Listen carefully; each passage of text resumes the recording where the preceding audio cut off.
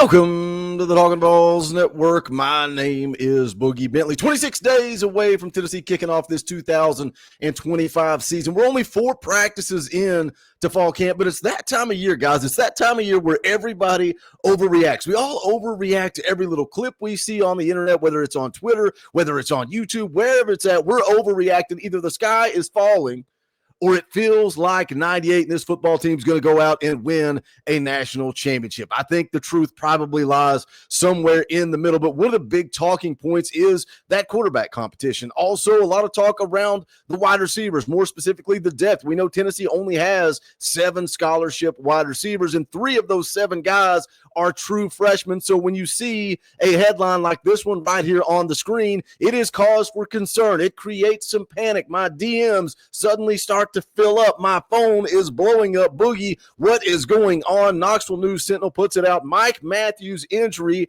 adds to Tennessee football concerns at wide receiver. You read that headline, you read that Mike Matthews is injured. Maybe you start to panic just a little bit. How bad is it? Well, let's go take a look at the article from Adam Sparks. It says Tennessee's wide receiver Mike Matthews was not a full participant in the Vols' 4th practice of preseason, magnifying a depth issue at the position. Now, look, we all knew Tennessee had depth issues at wide receiver going into this season. We knew that. So if Mike Matthews is injured, it could be a problem. Or is it? It goes on to say Matthews' injury appeared minor. And day-to-day, he wore a jersey and he stretched on the side of the field. Chris Brazzell, UT's most experienced receiver, remains out due to an unspecified injury. So Mike Matthews' injury is day-to-day. So it's not as blown out of proportion as Adam Sparks wants us to believe. Now, Austin Price put out an update and said, I'm told that Mike Matthews is a minor deal.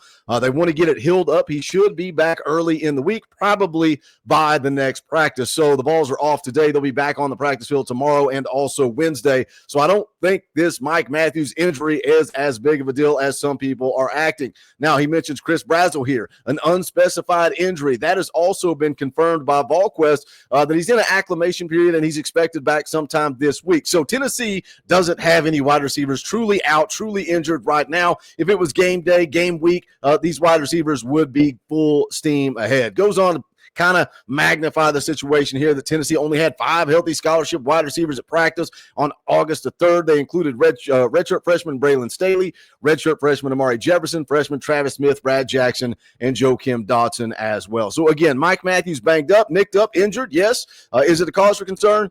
No, it's not. It just brings up the awareness of Tennessee not having much depth at the position. But again, my phone was blowing up. A lot of people were asking what the deal was with Mike Matthews. Is it time to panic because of an injury? No, it's not. Mike will be back soon. I want to talk about another thing that has created a cause for concern, a lot of panic. We're going to get into that. We're going to talk about it. But as always, I need you guys to do that YouTube stuff for me. Just smash the thumbs up just below the video. It's quick, free, easy. It helps the channel. I would greatly appreciate it. If you're new here, welcome to the Talkin VAWLS Network. We're not experts. We're not insiders. We're not media. We don't pretend to be that. What we are is exactly what you are. This channel is for the fans, by the fans. If you like it, subscribe, click the bell for notifications. You're not going to miss out when we go live or when we drop a video. Right now, we are shifting the EA Sports college football streams from Sunday to Tuesday. It'll be on Tuesday night, 6:30 p.m. Eastern time from now until the end of the college football season. We're going to be live Wednesday night, 7 p.m. Eastern time for Talkin VAWLS Live. And then next Sunday, we're going to do our first fan call-in of the year, but we're also going to be interviewing Tennessee Vols commit Joel Combe. So that's going to be open to everybody Sunday night, 7 p.m. Eastern time. We'll interview him. We'll open it up to you. Going to be a fan call-in show, a lot of fun.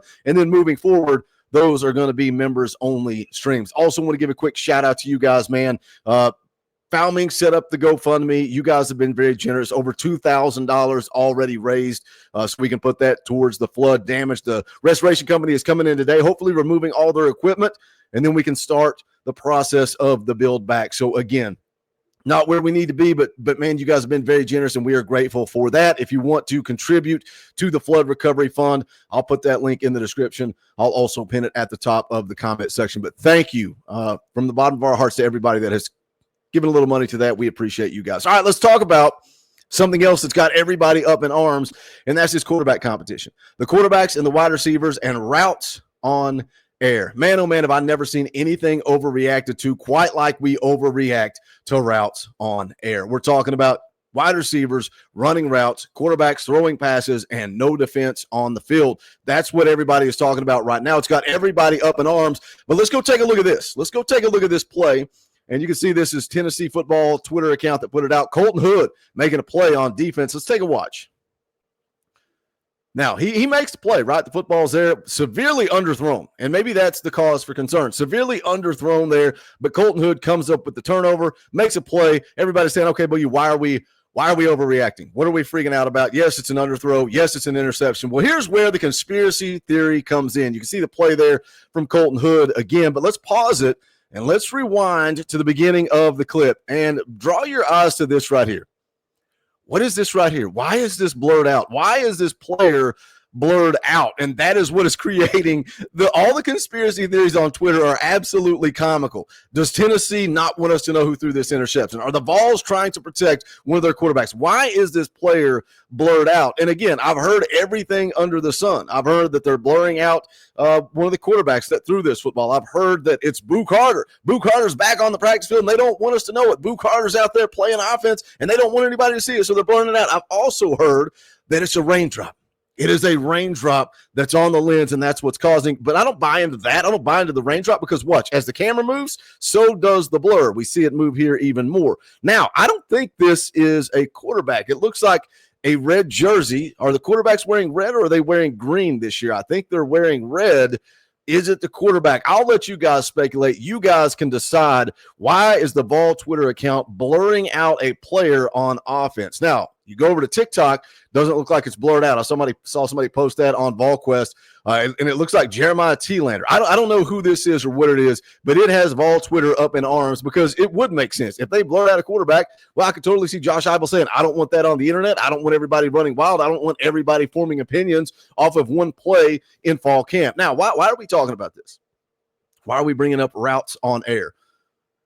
Well, it's because practice number 3, VolQuest put out a report. Also, I saw a tweet on this, but that tweet has since been taken down. Somebody tweeted out and said, Joey Aguilar ripping it out here on the practice field, but the wide receivers not coming through for him. Now, that strung together 2-3 drops in a row, which isn't the case, man. Editing, splicing, you can cut it together, make it look however you want, but VolQuest put out their practice report for practice number 3, and this is what it said. It said the biggest talking point leaving the viewing period on Saturday morning was not a good one. It says the routes on air session with the Tennessee quarterbacks, wide receivers, and tight ends was horrendous. Remember, there's much more practice we don't see, but from what we did in this period, it was not good. It says wideouts had a rough morning, several drops, rep after rep. The quarterbacks weren't spectacular by any means, but the whole operation struggled while throwing curls, hitches, and post patterns from the slot. It says Mike Matthews dropped a pass on the sideline from Joey Aguilar, which was a solid catchable ball. Braylon Staley dropped a post over the middle, but that ball was thrown behind him by Joey Aguilar. Still, it hit his hands and should have been caught. Amari Jefferson dropped a post over the middle from Jake Merklinger. Merklinger missed high on a throw to Rad Jackson. So that was the report for practice number 3. Now, yesterday's practice, here's what they said. Jake Merklinger was working with the first group today with Joey Aguilar and Greg McIntyre following behind him. Yesterday's routes on air was not the best. As we noted, Sunday's start to the session wasn't great either. Specifically, there was one short sequence where the balls were dropped in 3 balls were dropped in a span of 5 throws. I think the period ended much better than it started, however. So the practice report's coming out. Again, practice number 3, practice number 4, Vols struggling with routes on air. Now, is it time to panic? Is it time to freak out? Is it time to be concerned? I would say the answer to that is no. Again, the media viewing period is such a small window. But what I will say is this. A couple of years ago, Tennessee struggled with drops during fall camp and during routes on air. The exact same situation like this, and I kind of swept it under the rug. I said it's not a big deal. It's only a handful of reps. It's not a concern. Now, we saw that continue to be a theme, which then translated to the game film. So if this is something that we continue to see throughout fall camp, then I will say, yes, it is a concern. But 4 practices into this thing, I am not worried about it at this point. We'll continue to watch, man. We'll continue to keep an eye on it. And if these Vols wide receivers and Vols quarterbacks continue to struggle, then maybe it is a cause for concern. But as of now, I'm not too worried about it. I think we've got a young, talented group of wide receivers.